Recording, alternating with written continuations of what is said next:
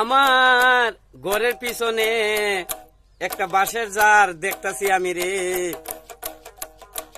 আমার ঘরের পিছনে বাঁশের জার আছে রে। সেই বাঁশ জারের মাঝে বাঁশের আগায় বগাই বাসা বাঁধছে রে। সেই ঘরের পিছনে বাঁশ জারের মাঝে বাঁশের আগায় বগার বাসা বাঁধছে রে।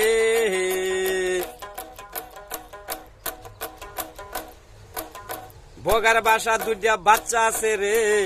বগার বাসাতে দুইটা বাচ্চা আমি দেখি রে।